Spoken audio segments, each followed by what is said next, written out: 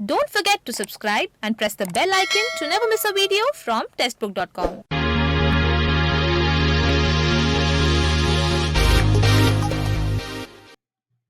नमस्कार, स्वागत है आपका टेक्स्ट बुक बैंकिंग में। एसबीआई ने पीओ के लिए रिक्रूटमेंट नोटिफिकेशन रिलीज कर दिया है और इसके जो ऑनलाइन रजिस्ट्रेशन है वो स्टार्ट हो चुके हैं और जो लास्ट डेट है अप्लाई करने की वो है 4 दिसंबर 2020। टोटल 2000 वैकेंसीज इस बार रिलीज हुई हैं एसबीआई पीओ के लिए, जिसमें एससी कैटेगरी की 300 वैकेंसी है, एसटी कैटेगरी की 150, ओबीसी की 540, ईडब्ल्यूएस कैटेगरी की 200 और जनरल कैटेगरी की 810 वैकेंसीज यहाँ पर रिलीज हुई हैं।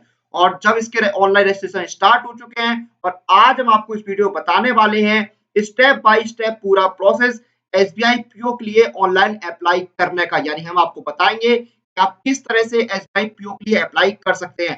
तो मैं आपको एलिजिबिलिटी की इंपॉर्टेंट बातें बता दूं अप्लाई करने से पहले कि आपकी जो एज लिमिट है वो मिनिमम 21 इयर्स मैक्सिमम 30 इयर्स होनी चाहिए, यानी आपकी मिनिमम एज 21 साल और मैक्सिमम एज 30 साल होनी चाहिए।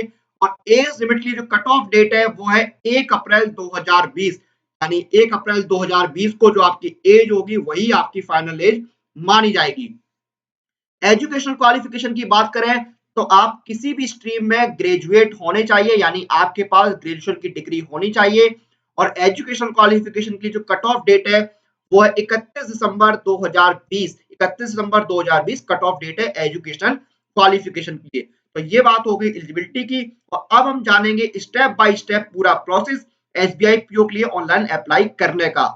और समय समय पर government job recruitment notification release होते रहते हैं और जो कैंडिडेट्स हैं वो अलग अलग माध्यमों से अपनी तैयारी करते रहते हैं गवर्नमेंट जॉब रिक्रूटमेंट नोटिफिकेशन के लिए। और ये जो टेस्ट बुक पास है ये आपके लिए एक बेहतरीन ऑप्शन है अपनी प्रिपरेशन के लिए, क्योंकि इस एक पास में आपको 100 से ज्यादा कोर्सेज मिलते हैं और 6500 ज्यादा मॉक टेस्ट मिलते हैं। उसके साथ साथ एग्जाम स्ट्रेटजी जो है एग्जाम की रणनीति है उसके वीडियो मिलते हैं और एक्सपर्ट की गाइडेंस भी आपको मिलती है आपकी प्रिपरेशन के लिए। और अगर आप एसबीआई पीओ की तैयारी कर रहे हैं तो टेक्स्ट बुक सिलेक्ट आपके लेकर आया है एसबीआई पीओ लाइव कोचिंग 4.0। इस लाइव कोचिंग में आपको 270 से ज्यादा लाइव क्लासेस मिलते हैं, 8000 से ज्यादा practice questions, 80 plus PDF notes मिलते हैं। उसके साथ साथ एग्जाम क्वालिफाइड कोच तो आपके मार्गदर्शक के तौर पर काम करते हैं और आपको गाइड करते हैं कि किस तरह से आप आपके एग्जाम को क्रैक कर सकते हैं। तो ये जो एसबीआई पीओ लाइव कोचिंग 4.0 है वो है ये आपके प्रीलिम्स और मेंस दोनों के लिए है। तो अब हम शुरू करते हैं SBI PO how to apply online step by step process में आपको बताता हूं। सबसे पहले आपको ऑफिशियल वेबसाइट पर विजिट करना होगा। ये ऑफिशियल वेबसाइट का लिंक है जो आप अपनी स्क्रीन पर देख पा रहे हैं। इस लिंक पर जब आप विजिट करेंगे तो आपको होम पेज पर राइट हैंड साइड में लेटेस्ट अनाउंसमेंट का सेक्शन दिखेगा। तो उसमें सबसे पहला जो अनाउंसमेंट है वो रिक्रूटमेंट ऑफ प्रोविजनरी ऑफिसर्स का ही है। और इसमें आप एडवर्टीजमेंट अगर रीड करना चाहते हैं तो आप उसको रीड कर लीजिए डाउनलोड करके, वरना जो मैंने रेड अंडरलाइन किया हुआ है अप्लाई ऑनलाइन का ऑप्शन, तो आपको उस अप्लाई ऑनलाइन के ऑप्शन पर क्लिक करना होगा। तो यहाँ पर आप रजिस्ट्रेशन पेज पर रिडायरेक्ट हो जाएंगे। तो यहाँ पर इंपॉर्टेंट डेट्स दी हुई हैं। लास्ट डेट अप्लाई करने की 4 दिसंबर 2020। तो देखिए यहाँ पर सबसे ऊपर येलो सर्किल में राइट हैंड साइड में लिखा हुआ है click here for new registration. तो मैं आपको बताता हूँ आप कैसे रजिस्ट्रेशन करेंगे। तो आपको click here for new registration पर क्लिक करना होगा। तो इस पर आप क्लिक करेंगे तो आप रजिस्ट्रेशन पेज पर आ जाएंगे। सबसे पहले आपको जो आपके बेसिक इन्फो है वो यहाँ पर एंटर करने होंगे। आपको आपका फर्स्ट नेम डालना होगा, फर्स्ट नेम कंफर्म करना होगा।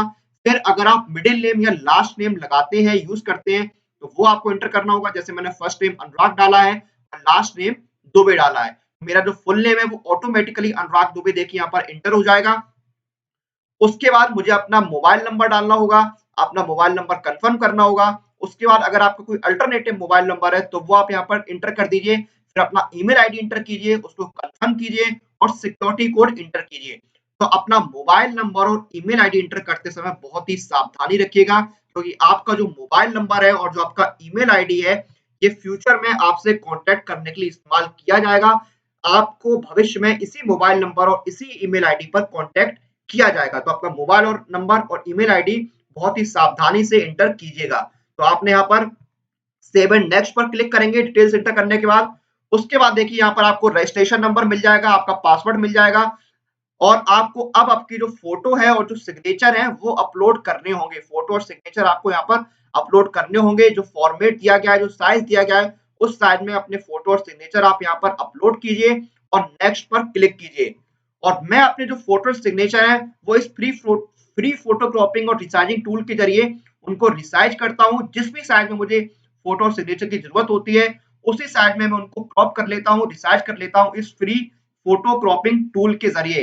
अगर आप भी इस फोटो क्रॉपिंग टूल के जरिए अपने सिग्नेचर और फोटोज को रिसाइज करना चाहते हैं तो इस टूल का लिंक डिस्क्रिप्शन में दिया हुआ है। तो आपने अपने फोटो सिग्नेचर अपलोड कर दिए। उसके बाद देखिए आपको यहाँ पर बेसिक डिटेल्स डालनी है। सबसे पहले आपको जो आपकी कैटेगरी है वो आपको सिलेक्ट करनी है। आप जिस भी कैटेगरी से बिलोंग करते हैं, general, ST, SC, OBC, EWS, जिस भी कैटेगरी से आते हैं वो आप यहाँ पर सिलेक्ट कीजिए। मैंने यहाँ पर जनरल कैटेगरी सिलेक्ट की है। उसके बाद देखिए आपको यहाँ पर सबकास्ट सिलेक्ट करनी है। अगर आपने यहाँ पर कोई कैटेगरी सिलेक्ट करी उसकी सबकास्ट है तो वो आपको यहाँ पर इंटर करनी है।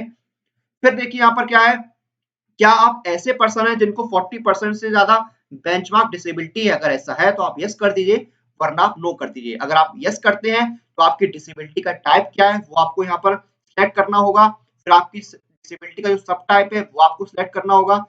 फिर यहाँ पर फिर से सब टाइप ऑफ डिसेबिलिटी यहाँ पर सिलेक्ट करना होगा। फिर देखिए यहाँ पर अगर मल्टीपल डिसेबिलिटी है तो उसका सब टाइप यहाँ पर आपको सिलेक्ट करना होगा। उसके बाद देखिए अगर आप सेरिब्रल पैल्सी से जूझ रहे हैं, आपको सेरिब्रल पैल्सी की बीमारी है और आपकी जो राइटिंग स्पीड है वो प्रभावित इससे, तो आप यस कीजिए, वरना आप नो कर दीजिए। अगर ऐसा है, आपकी राइटिंग स्पीड अफेक्टेड है और आपको एक्स्ट्रा टाइम चाहिए एग्जाम में, तो आप यस करिए, वरना आप नो कर दीजिए। क्या आपका जो राइटिंग हैंड है वो अफेक्टेड है? तो अगर आपका राइटिंग हैंड अफेक्टेड है तो आप यस कर दीजिए, वरना आप नो कर दीजिए। अगर आपका राइटिंग हैंड अफेक्टेड है तो क्या आपको एग्जाम में एक्स्ट्रा टाइम चाहिए है? अगर आपको एक्स्ट्रा टाइम चाहिए तो आप यस कर दीजिए, वरना आप नो कर दीजिए। क्या आपको स्क्राइब की सर्विस की जरूरत है? आपको स्क्राइब की सेवा चाहिए है? अगर आपको स्क्राइब की सर्विस चाहिए है तो आप यस कर दीजिए, वरना आप नो कर दिए। फिर यहाँ पर I accept guidelines for scribe, आपने जो स्क्राइब की गाइडलाइंस है उनको एक्सेप्ट कर लिया है, आप वहां पर क्लिक कर दीजिए। फिर यहाँ पर आपको आपका जो रिलीजन है वो आपको सिलेक्ट करना है। आप जिस भी रिलीजन से बिलोंग करते हैं वो आप यहाँ पर सिलेक्ट कीजिए। अगला क्वेश्चन है कि आप रिलीजियस माइनॉरिटी कम्युनिटी से बिलोंग करते हैं? अगर ऐसा है तो आप यस कर दीजिए, वरना आप नो कर दीजिए। अगर आप एक्स सर्विसमैन है तो आप यस कीजिए, वरना आप नो कर दीजिए। अगर आप एक्स सर्विसमैन है तो आपकी जो सर्विस का सेवा काल है, आपने जितने समय सर्विस दी है वो आपको यहाँ पर मंथ्स में बतानी है, कितने महीने की आपने सर्विस दी है। उसके बाद अगला क्वेश्चन है, please mention the number of occasion on which you have appeared for the examination for recruitment of provisionary officers in SBI. SBI में आप कितनी बार प्रोविजनरी ऑफिसर के लिए अपीयर हो चुके हैं वो आपको यहाँ पर बताना है। आपको 1 डिजिट में ही बताना है, यानी मैक्सिमम 9 तक आप बता सकते हैं। और देखिए, appearing in preliminary examination will not be counted as a chance। अगर आप सिर्फ प्रीलिम्स के एग्जाम में अपियर हुए हैं तो उसको चांस में नहीं काउंट किया जाएगा। तो ये आपको यहाँ पर बताना है कि आप कितनी बार अपियर हो चुके हैं। प्रीलिम्स में अगर अपियर हुए हैं सिर्फ तो वो आपके चांस में काउंट नहीं होगा। उसके बाद देखिए, do you have the record in repayment loans, credit card dues and or against whose name above report of civil or either external agencies are available। तो आप इसमें यस या नो कर दीजिए। उसके बाद do you have advance report regarding character and arithmetic tribute, तो ये आप रीड करके यस या नो कर दीजिए। उसके बाद देखिए, क्या आप स्टेट बैंक के क्लरिकल कैडर के एम्प्लॉय हैं? अगर आप हैं तो आप यस कर दीजिए, वरना आप नो कर दीजिए। फिर है, क्या आप स्टेट बैंक में ऑफिसर कैडर के एम्प्लॉय हैं? अगर आप ऑफिसर कैडर के एम्प्लॉय हैं एसबीआई में तो आप यस कर दीजिए, वरना नो कर दीजिए।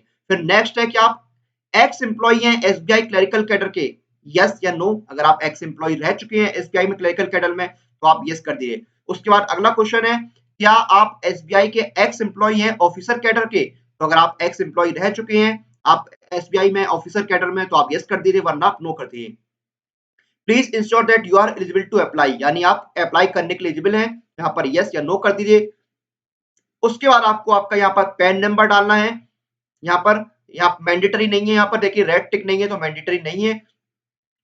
तो अगर आपका पैन नंबर आप इंटर करना चाहते हैं तो आप इंटर कर सकते हैं। फिर आपको यहाँ पर आपकी जो नेशनलिटी है वो सिलेक्ट करनी होगी। उसके बाद देखिए, examination centre for preliminary exam, यानी प्रीलिम्स के एग्जाम के लिए आपको यहाँ पर एग्जाम सेंटर सिलेक्ट करना है। सबसे पहले आपको स्टेट या यूनियन टेरिटरी सिलेक्ट करनी है जहां पर आप एग्जाम सेंटर चाहते हैं। उसके बाद एग्जाम सेंटर का नाम आपको सिलेक्ट करना है, जैसे मैंने उत्तर प्रदेश में कानपुर सिलेक्ट किया हुआ है। फिर आपको मेन एग्जाम का यहाँ पर सेंटर सिलेक्ट करना है। आपको सबसे पहले स्टेट और यूनियन टेरिटरी सिलेक्ट करनी है। उसके बाद यहाँ पर एग्जाम सेंटर सिलेक्ट करना है, जैसे मैंने उत्तर प्रदेश और कानपुर किया है। फिर आपको आपकी डेट ऑफ बर्थ यहाँ पर एंटर करनी है। मैंने 4 दिसंबर 1994 यहाँ पर डेट ऑफ बर्थ सिलेक्ट की है। एज लिमिट का आपको ध्यान रखना है कि आपकी जो एज लिमिट है वो एलिजिबिलिटी क्राइटेरिया के अकॉर्डिंग होनी चाहिए। मिनिमम एज 21 साल और मैक्सिमम एज 30 साल यहाँ पर रखी गई है। फिर आपको मैरिटल स्टेटस डालना है। उससे पहले आपको यहाँ पर आपका जेंडर सेलेक्ट करना है। फिर आपको आपके फादर का फर्स्ट नेम डालना है। उसके बाद फादर का मिडिल नेम अगर कोई वो यूज करते हैं, और उसके बाद फादर का लास्ट नेम डालना है। फिर आपको आपकी मदर का फर्स्ट नेम, मिडिल नेम और लास्ट नेम एंटर करना है। देन आपको क्या करना है, अगर आपके जो स्पाउस हैं उनका नाम यहाँ पर एंटर करना है, first name, middle name, last name, अगर आप मैरिड हैं तो। फिर यहाँ पर आपको एड्रेस डालना है, करस्पॉन्डेंस का यहाँ पर एड्रेस डालना है। उसके बाद डिस्ट्रिक्ट डालना है, फिर स्टेट और फिर पिन कोड डालना है। उसके बाद आपको परमानेंट एड्रेस डालना है। अगर आपका करस्पॉन्डेंस और परमानेंट एड्रेस सेम है तो आप उस क्लिक कर दीजिए, यहाँ पर same as address for correspondence click कर दीजिए, तो आपका जो परमानेंट एड्रेस है वो ऑटोमेटिक फिल हो जाएगा करस्पॉन्डेंस एड्रेस के समान। अगर आपके परमानेंट एड्रेस और करस्पॉन्डेंस एड्रेस अलग अलग है तो आप दोनों को इंटर कीजिए। फिर यहाँ पर आपकी अमाउंट आ गई एप्लीकेशन फीस की, जो आपसे एप्लीकेशन फीस चार्ज की जाएगी। तो मैंने जनरल कैटेगरी सिलेक्ट करी है, तो जनरल कैटेगरी की जो एप्लीकेशन फीस है वो 750 रुपए है। तो यहाँ पर देखिए आपको शो हो रही है 750 रुपीज एप्लीकेशन फीस यहाँ पर शो हो रही है। तो यहाँ पर एप्लीकेशन फीस यहाँ पर 750 रुपए। अब आपको यहाँ पर सेव एंड पहले अपनी डिटेल्स को वैलिडेट करना है। वैलिडेट योर डिटेल्स पर क्लिक कीजिए, देन सेव एंड नेक्स्ट पर क्लिक कीजिए। जब आप सेव एंड नेक्स्ट पर क्लिक करेंगे, अब आपको यहाँ पर एजुकेशनल क्वालिफिकेशन एंटर करनी है। अपनी ग्रेजुएशन की जो एजुकेशनल क्वालिफिकेशन है आपको एंटर करनी है कि आपने किस स्ट्रीम से ग्रेजुएशन किया है। मैंने एग्रीकल्चर से किया हुआ है। फिर उसके बाद आपको आपका जो कॉलेज है, जो इंस्टीट्यूट है, वो यहाँ पर एंटर करना है। कॉलेज इंस्टीट्यूट का जो प्लेस है वो आपको एंटर करना है। जो डेट ऑफ पासिंग है वो डालनी है, परसेंटेज ऑफ मार्क्स डालने हैं और ग्रेड डालना है और क्लास डालनी है। उसके साथ साथ आप अपीयर्ड हैं या पास कर चुके हैं वो भी आपको सिलेक्ट करना है। उसके बाद जो भी आपकी नेक्स्ट एजुकेशनल क्वालिफिकेशन है वो आपको इंटर करनी है। पोस्ट ग्रेजुएशन आपने किया है या आपने और भी कोई क्वालिफिकेशन है तो वो आप यहाँ पर पूरी डिटेल्स के साथ इंटर कीजिए। एजुकेशनल क्वालिफिकेशन की जो कट ऑफ डेट है वो 31 दिसंबर 2020। उसके बाद देखिए अदर डिटेल्स है यहाँ पर जो आपको डालनी है। अगर आप एससी एसटी या रिलीजियस माइनॉरिटी कम्युनिटी से बिलोंग करते हैं और आपको प्री एग्जामिनेशन ट्रेनिंग चाहिए है तो आप यहाँ पर यस कर दीजिए, वरना आप नो कर दीजिए। अगर आप यस करते हैं प्री एग्जाम ट्रेनिंग के लिए तो आपको यहाँ पर प्री एग्जाम ट्रेनिंग का जो स्टेट या यूनियन टेरिटरी है वो आपको सिलेक्ट करना होगा, और उसका एग्जाम ट्रेनिंग है जो आपकी प्री एग्जाम, उसका सेंटर आपको सिलेक्ट करना होगा। फिर आपको यहाँ पर लैंग्वेज नॉन जो आपको लैंग्वेज आती है वो आपको बतानी होगी। मैंने यहाँ पर हिंदी और इंग्लिश लैंग्वेज मुझे आती है तो मैंने यहाँ पर लिखी हुई है। मैं रीड कर सकता हूँ, राइट कर सकता हूँ और बोल सकता हूँ। तो यहाँ पर मैंने सिलेक्ट कर लिया है। अब अपनी डिटेल्स को वैलिडेट कीजिए और फिर सेव एंड नेक्स्ट पर क्लिक कीजिए। जब आप सेव एंड नेक्स्ट पर क्लिक करेंगे तो आपका जो फॉर्म है उसका यहाँ पर प्रीव्यू आपको दिख जाएगा। तो आपको यहाँ पर सबसे पहले जो प्रीव्यू में सबसे ऊपर का जो है वहां पर राइट हैंड साइड में आप देखिए फोटो के नीचे ऑप्शन आ रहा है, I confirm that this is my photo, यानी ये आप कंफर्म कर रहे हैं ये फोटो आपकी है। तो इसमें बॉक्स पर आप टिक कर दीजिए। उसके बाद सबसे नीचे जब आएंगे तो आपको देखिए लेफ्ट हैंड साइड में डिक्लेरेशन है, तो उस पर आई एग्री पर आपको टिक करना है, यानी आपने ये डिक्लेयर करना है कि आपने जो भी इंफॉर्मेशन दी है वो बिल्कुल सही है। आपके द्वारा जरूरत पड़ने पर जो सर्टिफिकेट होंगे उस इंफॉर्मेशन संबंधित वो आप पेश करेंगे। उसके बाद देखिए सिग्नेचर है, तो यहाँ पर सिग्नेचर के नीचे भी आ रहा है यहाँ पर ऑप्शन आई एग्री दैट कि दिस इज माय सिग्नेचर, यानी आप यहाँ पर डिक्लेयर कर रहे हैं, एग्री कर रहे हैं कि जो सिग्नेचर है वो आपके ही है। सिग्नेचर को लेकर मैं आपको एक बात बता दूं कि जो आपकी सिग्नेचर है वो व्हाइट पेपर पर ब्लैक पेन से होने चाहिए। देखिए मैंने भी यहाँ पर व्हाइट पेपर पर ब्लैक पेन से सिग्नेचर किए हैं, तो सफेद कागज पर और काले पेन से आपके सिग्नेचर होने चाहिए। तो आपने यहाँ पर देखिए आई एग्री पर टिक कर दिया है, I confirm that this is my signature पर टिक कर दिया है। अब आप फाइनल सबमिट पर क्लिक करेंगे। जब आप फाइनल सबमिट क्लिक करेंगे तो देखिए यहाँ पर आपका अमाउंट आ गया 750 रुपए, आपकी एप्लीकेशन फीस शो हो रही है क्योंकि जनरल कैटेगरी से मैंने फिल किया है। उस आपको सिक्योरिटी कोड इंटर करना है और सबमिट पर क्लिक करना है। राइट हैंड साइड में आपका सबमिट का ऑप्शन आ रहा है। जब आप सबमिट पर क्लिक करेंगे तो आप पेमेंट पेज पर रिडायरेक्ट हो जाएंगे। यहाँ पर आप अलग अलग पेमेंट मोड से पेमेंट कर सकते हैं। आप डेबिट कार्ड से कर सकते हैं, वॉलेट से कर सकते हैं, यूपीआई, इंटरनेट बैंकिंग, तो आप जिस भी मीडियम से पेमेंट करना चाहते हैं अपनी डिटेल्स एंटर करके पेमेंट कर सकते हैं। और पेमेंट करने के बाद आपका जो एप्लीकेशन फॉर्म है वो सबमिट हो जाएगा। तो ये है पूरा प्रोसेस एसबीआई पीओ के लिए अप्लाई करने का। एसबीआई पीओ के ऑनलाइन रजिस्ट्रेशन स्टार्ट हो चुके हैं और जो लास्ट डेट है अप्लाई करने की वो 4 दिसंबर 2020, यानी आप 4 दिसंबर 2020 तक अप्लाई कर सकते हैं। 14 नवंबर 2020 से रजिस्ट्रेशन स्टार्ट हो चुके हैं। अप्लाई करने से पहले जो एलिजिबिलिटी क्राइटेरिया है उसको चेक कर लीजिएगा। एजुकेशनल क्वालिफिकेशन आप ग्रेजुएट होने चाहिए और एज लिमिट है 21 से 30 साल। तो ये था पूरा प्रोसेस एसबीआई पीओ के लिए अप्लाई करने का।